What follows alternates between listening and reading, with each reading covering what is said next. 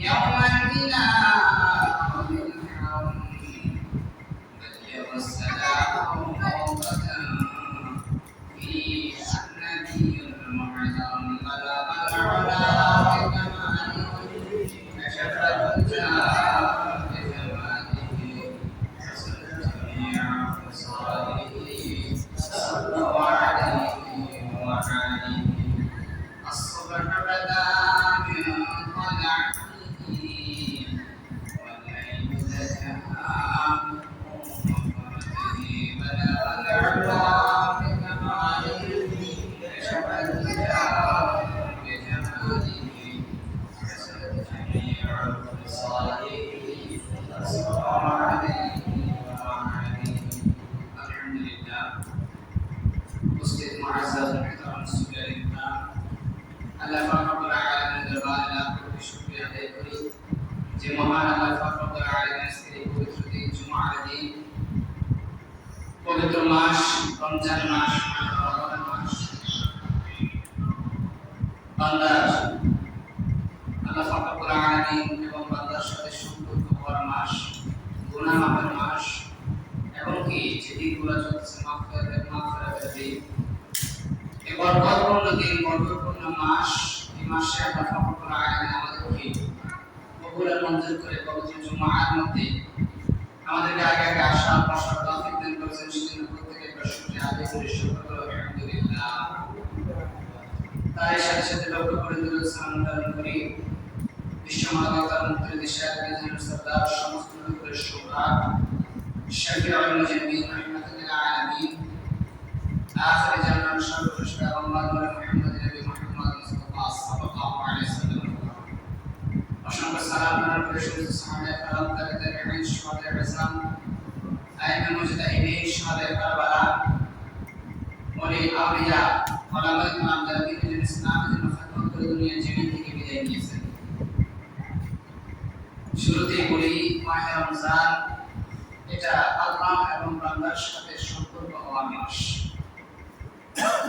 এই সম্পর্কটা কেমন আল্লাহ পাক রব্বুল আলামিনের সাথে সম্পর্ক বলতে আমরা বুঝি হচ্ছে মহব্বত বৃদ্ধি হওয়া আল্লাহ এবং বান্দার মধ্যে মহব্বত হওয়া যে মহব্বতের কারণে বান্দা থেকে ওলি নামে পরিবর্তন হয় আর ওলি শব্দের অর্থ বন্ধু অর্থাৎ বান্দা থেকে বন্ধু হয়ে যায় এটাই হচ্ছে মহব্বত রমজান মাসটা হচ্ছে আপনাকে খুশি করার মাস তামাম জিন্দেগির সমস্ত গুনাহ মাফের মাস যেমন রাসূল আকরাম সাল্লাল্লাহু আলাইহি সাল্লাম তারাবি সম্পর্কে রাসূল বলতেছেন হাদিসে এসেছে وجاء في فضل الصلاة التراويح عن أبي هريرة رضي الله تعالى عنه أن رسول الله صلى الله عليه وسلم قال ما قام رمضان إيمانا واحتسابا غفر له ما تقدم من ذنبه রাসূল সাল্লাল্লাহু আলাইহি সাল্লাম বলেছেন হযরত আবু হুরায়রা রাদিয়াল্লাহু তাআলা আনহু বর্ণিত তারাবির নামাজের ফজিলত সম্পর্কে বলতে গিয়ে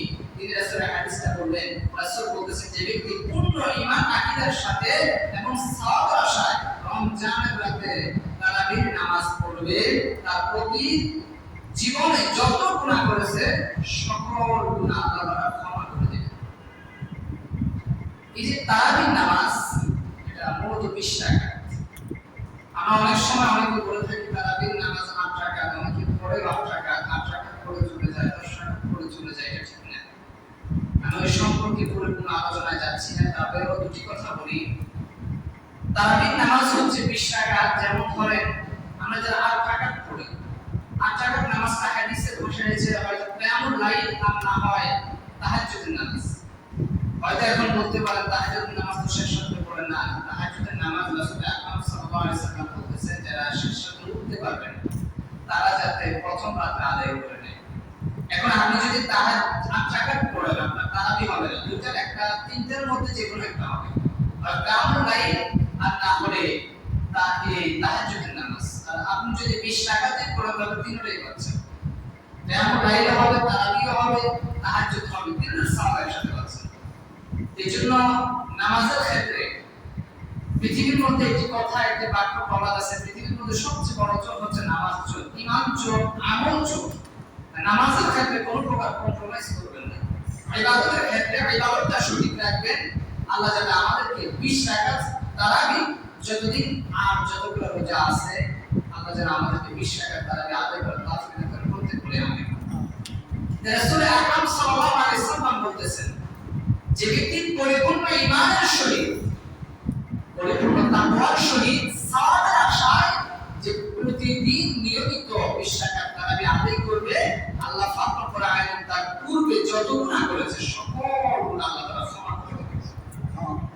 তাহলে দেখেন প্রতিটি ইবাদতের একটা ফজিলত। তবে দেখেন আমরা কোরআন পড়ি, হাদিসে এসেছে রাসূল সাল্লাল্লাহু আলাইহি ওয়াসাল্লাম বলেছেন একটি হরফ পড়লে একটি নেকি দেওয়া হয়, আর ওই এক নেকিকে আল্লাহ তাআলা বৃদ্ধি করে 10টি নেকি বানিয়ে দেন।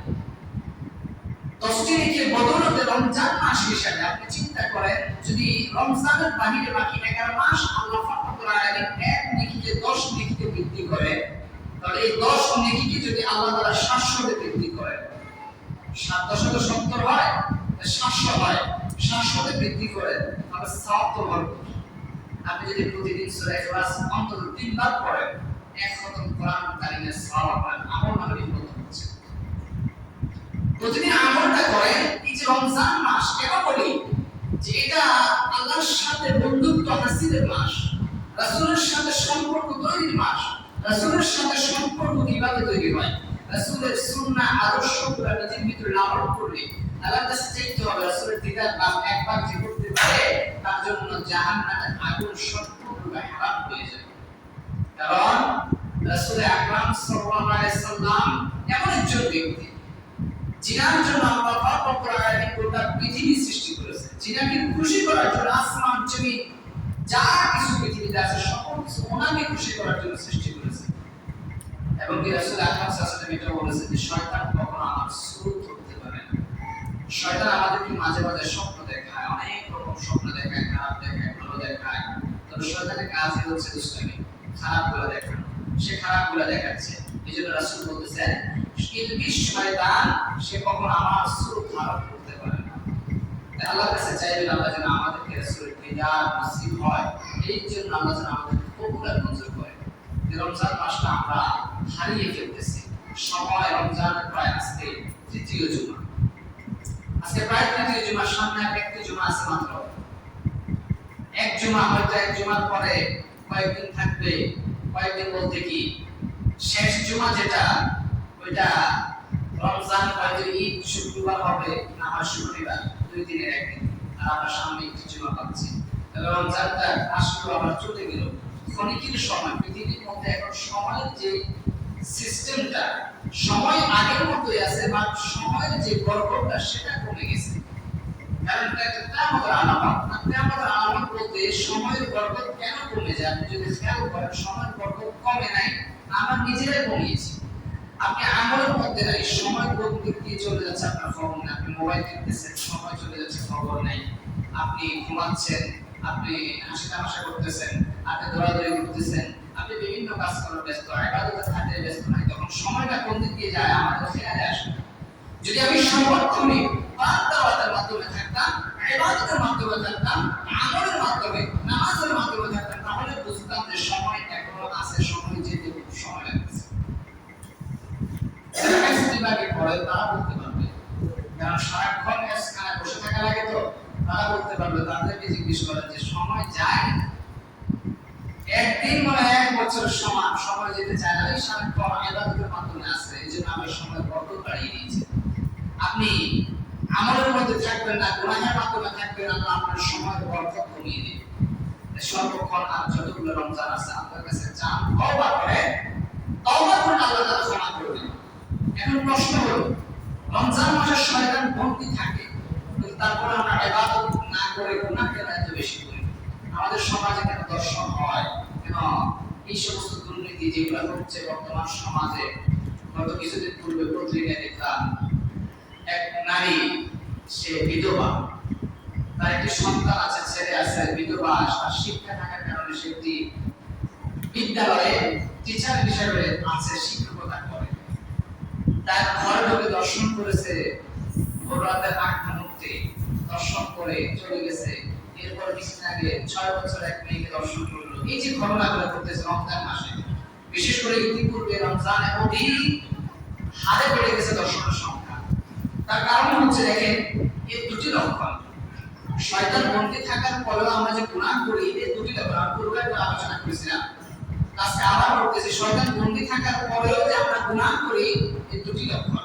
দুটি কারণে হতে পারে। এক, প্রথমত হচ্ছে 11 মাস শয়তান যে আমাদেরকে তাপ দিয়েছে, গুনাহের জন্য ইঙ্গিত দিয়েছে, আকার করেছে, আমাদেরকে প্রবাহিত করেছে, সেটা আস্তে আস্তে ঠান্ডা হওয়া লাগে। যেমন ধরেন একটু উদাহরণ, আমরা এই কামার দোকানে তারা লোহা গরম করে বিভিন্ন জিনিস বানায়। সে যখন লোহাটা গরম করে, গরম করার পর যখন আগুন থেকে নামায় সাথে সাথে ঠান্ডা হয়, ঠান্ডা হতে একটা সময় লাগে। তো তদ্রূপ 11 মাস শয়তান আমাদেরকে ষড়যন্ত্রের আকারে রেখেছে, সে আমাদেরকে কন্ট্রোল করেছে, সে আমাকে ব্যবহার করেছে, আমাকে আপনাকে।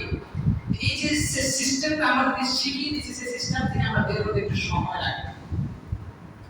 এমনকি আরেকটা লক্ষণ হচ্ছে, যেমন ধরেন নফসের কারণে হতে পারে। আমাদের নফস প্রধানত 3 প্রকার: নফসে মুতমাইন্না, নফসে লাওয়ামা, নফসে আম্মারা। নফসে মুতমাইন্না হচ্ছে তাদের নফস যারা কখনো গুনাহের কথা চিন্তাই করতে পারে না। বিশেষ করে এই নফসটা থাকে আউলিয়া کرام যারা, বড় বড় বুজুর্গ যারা, আল্লাহ ওয়ালা নেককার বান্দা যারা, তাদের নফসটা এরকম হয়। তাদের ইবাদত করতে ভালো লাগে, মজা লাগে, আনন্দ পায়, বাট গুনাহের কথা তাদের চিন্তাতেই আসে না। তাদের নফস হচ্ছে নফসে মুতমাইন্না। দ্বিতীয় প্রকার নফসে লাওয়ামা। এটা হচ্ছে ওই সমস্ত ব্যক্তির নফস যারা গুনাহ করে, কিন্তু গুনাহ করার পর আফসোস বোধ হয়, কেনই গুনাহ আফসোস করে।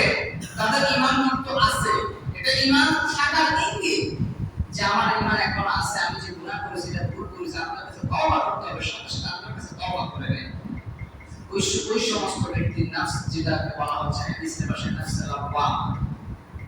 তাদের ঈমান আছে, তারা যদি চায় আল্লাহ তাদেরকে হেফাজত করবে, তবে আল্লাহর কাছে বেশি বেশি চাইতে হবে। তৃতীয় প্রকার যেটা, সেটা হচ্ছে নফসে আম্মারা। যে নফস, এই নফস যার ভিতরে আছে, তার কাছে আমল আর ভালো লাগে না, নামাজ ভালো লাগে না, রোজা ভালো লাগে না, হজ, সাদকা, যাকাত, ফিতরা, ইবাদতের খাতিরে কোনো প্রকার কোনো কিছুই ভালো লাগে না।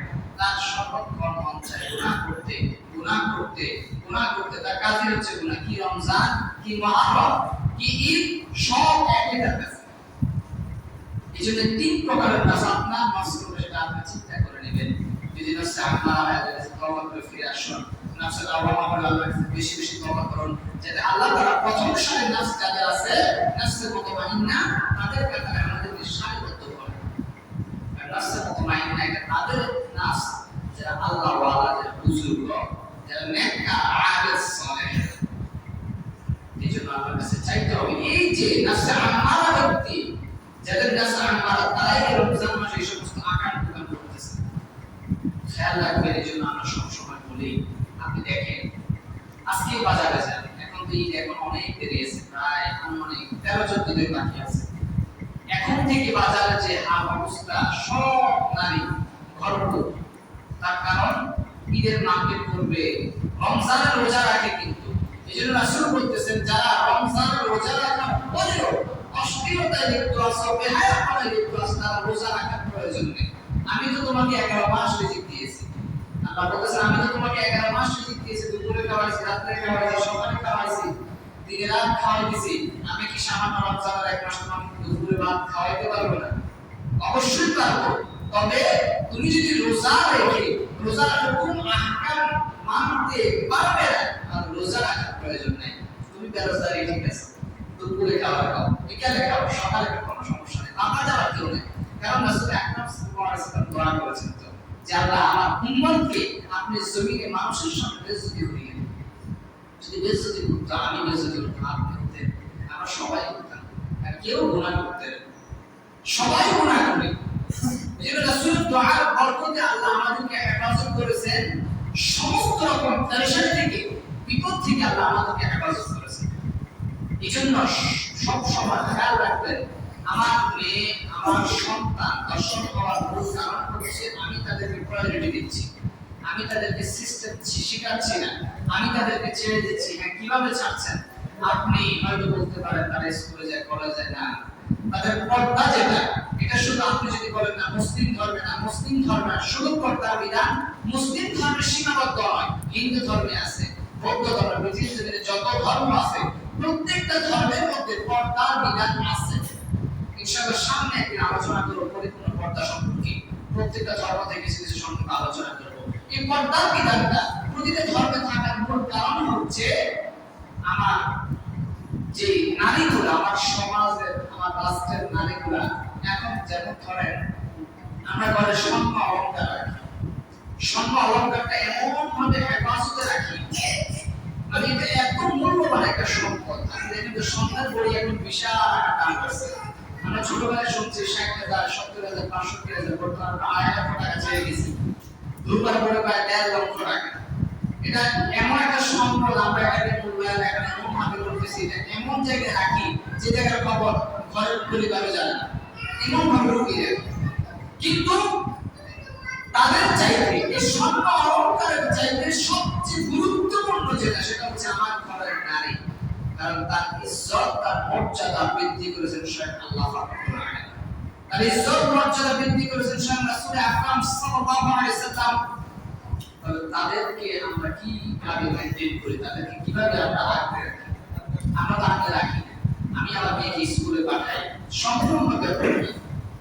আমার স্কুলে নাচের অনুষ্ঠান হয় বা 16 ডিসেম্বর পালন হয়, 21শে ফেব্রুয়ারি পালন হয়, বা স্কুলে সাংস্কৃতিক অনুষ্ঠান হয়, আমার মেয়ে নাচে, আমার মধ্যে কোনো প্রকার প্রতিক্রিয়া নাই যে আমার মেয়ে কেন নাচে।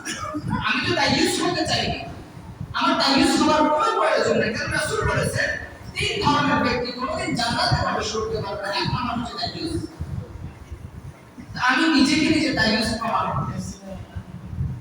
আমি পুরুষ হয়েছি, বাট আমি নিজেকে নিজে আমি অনেক দায়িত্বশীল।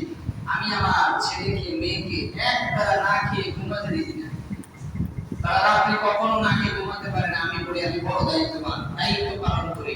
আমি আমার মেয়েকে ডাক্তার বানাচ্ছি, ইঞ্জিনিয়ার বানাচ্ছি, প্রফেসর বানাচ্ছি, বানানোর সমস্যা নাই, পর্দার সহিত।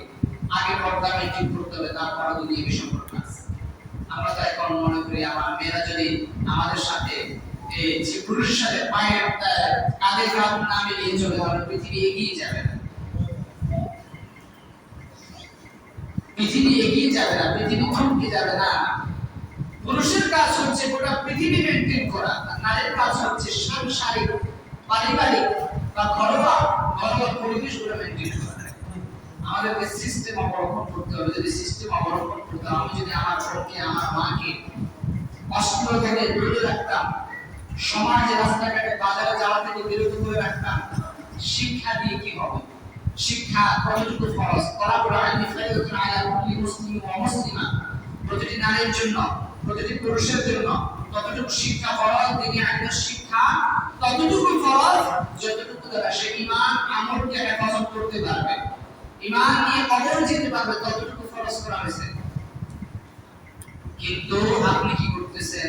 মাদ্রাসার শিক্ষা তো নাই, আপনার মেয়ে কোরআন পড়তে জানে না, আমার মেয়ে কোরআন পড়তে জানে না, আমার বোন কোরআন পড়তে জানে না, অথচ আমি তাকে স্কুলে পড়াই, ভার্সিটিতে পড়াই, বিশাল আকারে গাইড কিনে দেই, প্রাইভেট পড়াই, এই বায়োলজি, এরপরে রসায়ন বিজ্ঞান বিভাগের প্রাইভেট, অঙ্ক, গণিত, এই সমস্ত কিছু পড়াই। আমি কি পড়াই? মাসে 5,000 টাকা দিই, কিন্তু আমি কোরআন পড়াইতে চাই। কোরআনটা তো শিক্ষা ফরজ। এজন্য রাসূল বলেছেন ওয়াওয়াদিউল ইলমি কামাকাল্লিল খানাসিরিল কুরাওয়াতা। কিছু কিছু ব্যক্তি সমাজে আছে যাদেরকে ইলম শিক্ষা দেওয়া মানে গুরু পড়ায়, তার মানে কিন্তু সামনে হাত পড়ানো সমান।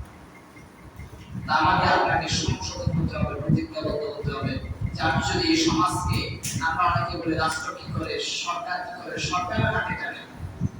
মনে কষ্ট নেবেন না, আমি আমার মেয়েকে বর্তমানে খুব ছোট, কিন্তু আমি তাকে ছোট প্যান্ট পরিয়ে বাজারে নিয়ে যাই আমার সাথে, আমি তাকে জামা পরিয়ে নিয়ে চলে যাই। আমার মেয়ের সাবালক হয়েছে 10 বছর 12 বছর, আমি তাকে পর্দার জন্য বলি না। একটা বিয়ের সাথে আসলে আমি তাকে পর্দার জন্য বলি না। একটা মুসলমানের অনুষ্ঠান আসলে আমি তাকে পর্দার জন্য বলি না।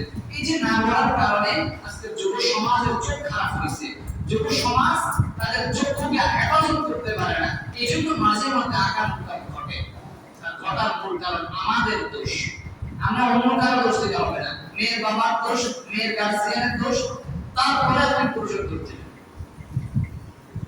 আমাদের ক্ষুধা, আমরা যেটা খিদা বলি বা অনেক সময় পেটের ক্ষুধা লাগলে খাবার খেতে মন চায়, খাবার খুঁজে নিয়ে আসে বা দোকানে গিয়ে খাবার কিনে খাই। প্রতিটা জিনিসের একটা প্রকার আছে, খিদাও কিন্তু দুই প্রকার। একটা হচ্ছে পেটের ক্ষুধা, একটা হচ্ছে যৌন ক্ষুধা। পেটের ক্ষুধা সকল প্রকার নিবারণ করা যায়। পৃথিবীর জমিনে খাওয়ার বর্তমান অভাব নেই। একসময় মানুষ না খেয়ে মারা যেত, খাওয়ার পেত না, অনেক দাম ছিল। বিশেষ করে যেমন যারা এই মজুমদার ছিল বা জমিদার ছিল, তাদের কাছে খাবার ছিল বা এলাকাবাসীর কাছে খাবার সীমিত ছিল, এক বেলা খেলে দুই বেলা উপাস। বর্তমান খাবার অভাব নেই, পেটের ক্ষুধা যে কোনো প্রকার নিবারণ করা যায়, কিন্তু যৌন ক্ষুধাটা নিবারণ করবে কিভাবে? আপনি একটা ছেলেকে বিয়ে করাই 30-40 বছর বয়সে, একটা ছেলের বিয়ে করার 30 থেকে 40 বছর পরে যদি বিয়ের কথা বলে, আগে নিজের পায়ে দাঁড়াও। প্রথম কথা হচ্ছে সে কি আপনার পায়ে দাঁড়িয়ে আছে? আমাদের সিস্টেমগুলো আমরা পরিবর্তন করতে হবে। আপনি সিস্টেম পরিবর্তন করেন, সমাজ থেকে দর্শন মুছে যাবে, দর্শন আগামী সমাজে আগামী প্রজন্মের দর্শন হবে না। আপনি একটা ছেলে যখন সাবালক হলো, সাথে সাথে বিয়ে করিয়ে দেন, তার ক্যারিয়ার, আপনি বাবা কেন আছেন? বাবা আছেন, আপনি শ্রম দিবেন, আপনার সন্তানকে পড়ালেখা করাবেন, পড়ার সমস্যা নাই। আগে আপনার ছেলের ঈমান হেফাজত করতে হবে, আপনার মেয়ের ঈমান হেফাজত করতে হবে। মেয়ে যদি ঈমানহীন হয়ে যায়, ছেলে যদি ঈমানহীন হয়ে যায়, আপনি যত বড় বুজুর্গ হন, কোনো ফায়দা নেই, কোনো লাভ হবে না। এজন্য আমি বলি, সবসময় একটি কথা বলি, যারা আমাদের সন্তানগুলোকে যদি হেফাজতে আনতে হয়, নিজেদের কন্ট্রোলে রাখতে হয়, তাহলে প্রথম কথা হচ্ছে সন্তানদেরকে দিনী আলেম শিক্ষা দিতে হবে, সঠিক শিক্ষা দিতে হবে। সঠিক শিক্ষা দেওয়ার পর সন্তান সাবালক হওয়ার পর বিয়ে দিতে হবে, যাতে গুনার কাজে আমি নিজে না করি। আপনি কি মনে করেন আপনার সন্তান হাঁটতেছে, রাস্তায় যাচ্ছে, একটি মেয়ের দিকে তাকালো, একবার তাকালো, দুইবার তাকালো, তিনবার তাকালো, এই বন্ধু বান্ধবের সাথে হাসি ঠাট্টা বহু কথা বললো, রসিকতা করলো, নারীদের নিয়ে অনেক কথা বললো, মোবাইলের মধ্যে আসলে ভিডিও দেখলো, এটা পার্টিদের সাথে আপনার সন্তান না। আপনার সন্তান শুধু আপনি হচ্ছেন, আপনি মাও হচ্ছেন, আপনি বাবাও হচ্ছেন। তার কারণ সন্তানের প্রতি আপনার দায়িত্ব কি? একটা সন্তান যখন জন্ম লাভ করে দুনিয়ার জমিনে আসে, সর্বপ্রথম দায়িত্ব হচ্ছে সপ্তম দিন মাথা মুন্ডন করে তার আকিকা দেওয়া। আমরা যখন টিকা নিয়ে ব্যস্ত হচ্ছে, টিকা দিতেই হবে, টিকা না দিলে আহামরি অনেক কিছু হয়ে যায়। সন্তান যখন হয়, আসে, দুনিয়াতে আসে, তখন আমরা টিকা না দিলে মানে আহামরি অনেক কিছু হয়ে যাবে, সন্তান রোগ ব্যাধি প্রচুর। না, হাদিসে রাসূল সাল্লাল্লাহু আলাইহি ওয়াসাল্লাম বলতেছেন, আকিকা দেওয়ার মূল কারণ হচ্ছে সন্তানকে সমস্ত রকম রোগ থেকে হেফাজতে রাখা। ছেলে সন্তান হলে একটি, আর মেয়ে সন্তান হলে দুটি। কারণ মেয়ে সন্তানের রোগ প্রতিরোধ বেশি, হাঁটতে গেলেও মাথায় ব্যথা, এই হাঁটতে গেলেও মাথায় ব্যথা, কত রকমের ব্যথা। এই জন্য রাসূল বলতেছেন মেয়ে সন্তানের জন্য দুটি। তো আপনার যে কর্তব্য, সপ্তম দিন আপনি তার আকিকা দিবেন। আকিকা দেওয়ার পর এরপরে তার 7 বছর বয়স হয়ে থাকে, ইবাদত, আমল, আখলাক, সিরাত, সুন্নাত, আদর্শ শিক্ষা দিবেন, কোরআন হাদিস শিক্ষা দিবেন। 10 বছর বয়স হয়ে থাকে, তার জন্য নামাজ, রোজা, হজ, যাকাত সব ফরজ হয়ে যায়। আপনি তাকে বাধ্যতামূলক তাকে রাখার জন্য চেষ্টা করাবেন, আগে থেকে ট্রেনিং দেবেন। 7 বছর থেকে রমজান মাসে একটি করে দুটি করে রোজা রাখার অভ্যাস করাবেন। আস্তে আস্তে 10 বছর হলে তাকে পরিপূর্ণ রোজা রাখতে হবে, 5 ওয়াক্ত সালাত আদায় করতে হবে। ভোরে আযান দেওয়ার আগে আপনি যদি না যাবেন, আপনার সন্তান কিভাবে যাবে? আপনি নিজে যদি ফজরের নামাজ না পড়েন, আপনার সন্তানকে নামাজি হয়। আপনি যদি নিজে যদি সুদের সাথে জড়িত থাকেন, ঘুষের সাথে জড়িত থাকেন, আপনার সন্তানকে ভালো হয়। কারণ হাদিসে রাসূল সাল্লাল্লাহু আলাইহি ওয়াসাল্লাম বলেছে যে দেহের মধ্যে 1 টাকা পয়সা, 1 পয়সায় কিনা একটা খাদ্য বা ধরুন একটা চাউল, একটা চাউল 1 কেজিও না, 1 পাউন্ড না, 100 গ্রাম, 1 গ্রাম, একটা চাউল যদি হারাম ভাবে দেহের মধ্যে ঢুকে, ওই দেহের মধ্যে এই যে মাংসটা বৃদ্ধি হয়েছে বা 1 ফোঁটা রক্ত যতক্ষণ আছে, তার জন্য এই দেহ জান্নাতে যাওয়া সম্পূর্ণ হারাম হয়ে যাবে। আপনি চিন্তা করেন, আপনি কিভাবে আছেন, কোন পর্যায়ে আছেন, কোন সিস্টেম অবলম্বন করতেছেন। আমি আমার সমাজকে সংশোধন করতে হলে আগে প্রথমে আমি নিজেকে সংশোধন করতে হবে। আমার রাষ্ট্রকে সংশোধন করতে হলে আগে আমি নিজেকে সংশোধন করতে হবে। সমাজকে যদি আমি দর্শন থেকে মুক্ত রাখতে চাই, আউল ফাউল প্রবলেম থেকে যদি মুক্ত রাখতে চাই, আর যে সমস্ত সন্তানরা বর্তমান খারাপ দিকে চলে গেছে, নারী যখন স্কুলে যায় ডিস্টার্ব করে, মাদ্রাসায় যায় ডিস্টার্ব করে, কল দেয়, বিভিন্ন প্রকার সিস্টেমের সাথে জড়িত আছে, কিছু কিছু নারীও আছে। শুধু পুরুষের দোষ একদিন ছেলে দিতে হবে না, কিছু নারীর দোষ আছে। তারা রাস্তায় চলে এমন ভাবে চলে, স্কুলে পড়তে যায়, মাদ্রাসায় পড়তে যায়, কিন্তু মেকআপের অভাব নেই, আটা ময়দা মাখার শেষ নেই। এই জন্য অনুরোধ করবো, এখানে অনেকে বাবা আছেন, আমার নিজেরও মেয়ে আছে, আমার নিজেরও বোন আছে, আপনাদেরও আছে। আমার মেয়েকে আমি কন্ট্রোল করতে হবে, আপনার মেয়েকে আপনি হেফাজত রাখবেন। আপনার মেয়েকে আপনি বাইরে ছাড়বেন, বর্তমান সময় প্রয়োজন পড়ে যাওয়ার জন্য এমন ভাবে ছাড়বেন পরিপূর্ণ পর্দার সহিত, মাথার চুল থেকে পায়ের তালু পর্যন্ত পরিপূর্ণ ঢাকা দিয়ে রাখবেন, একটা পশম যাতে না দেখা যায়। আমরা তো মনে করি হাত দেখা যায় আছে, পাও দেখা যায় আছে, না না, এটা জায়েজ নেই। এটা আমাদের ভুল ধারণা, ভুল সিস্টেম। আল্লাহ পাক, আমি সামনে আলোচনা করব এই বিষয়ে। আল্লাহ পাক আমাদেরকে বিশেষ করে শেষ পর্যায়ে দুইটি কথা বলি ইতিকাফ সম্পর্কে। আমরা সকল মসজিদে ইতিকাফ হয়, যেহেতু সামনে কয়েকদিন পরে ইতিকাফ করব, ইতিকাফ শেষ 10 দিন, যে নাসাতের 10 দিন আমরা ইতিকাফে থাকি। ইতিকাফে যারা থাকে তাদের আরেকটি মহত্ব আছে, শবে কদর। রাসূল সাল্লাল্লাহু আলাইহি ওয়াসাল্লাম শবে কদর যেটা বেজর রাত্রিতে পড়ে, 21, 23, 25, 27, 29 এই কয়েকটা রাতের মধ্যে যে কোনো রাতে শবে কদর পড়ে। রাসূল সাল্লাল্লাহু আলাইহি ওয়াসাল্লাম এটা আল্লাহর একটা খেলা, আল্লাহ তাআলা একটা সিস্টেম, আল্লাহ তাআলা স্বেচ্ছায় যেটা করেছেন যে শবে কদর যে রাত্রি হয়েছিল, সে রাতে আল্লাহ তাআলা রাসূল সাল্লাল্লাহু আলাইহি ওয়াসাল্লাম জিয়ারতের কোনো কারণে ছুটিয়ে দিয়েছেন, যার কারণে রাসূল সাল্লাল্লাহু আলাইহি ওয়াসাল্লাম ছিল না। তবে অসংখ্য মুফাসসির যারা বড় বড় মুহাদ্দিস ছিলেন, তাদের মতে 27 রাত যেটা আমরা কদর, এটা পালন করি, এটা তাদের অনেকের মত ছিল সে সময় আমরা 27, তবে যারা এগুলো থাকি তাদের মধ্যে সবচেয়ে বড় যে ফজিলতটা তারা পায়, যদি অন্য কোনো রাতে হয় তারা সেটা নির্দিষ্ট পেয়ে যাবে, কারণ তারা আমলে আখলাকে থাকবে। এটাকে থাকার চেষ্টা করে, এটাকে ফজিলত করব, সামনে আলোচনা করব, এটাকে ফজিলত করব, এটাকে থাকার নিয়ত করবে 10 দিন দুনিয়াবি সকল কাজকর্ম থেকে, সকল কিছু থেকে বিদায় নেবেন। আপনি একমাত্র আল্লাহর জন্য আল্লাহর ঘরে এসে ঢুকে যাবেন, দুনিয়ার সকল চিন্তা ত্যাগ করবেন।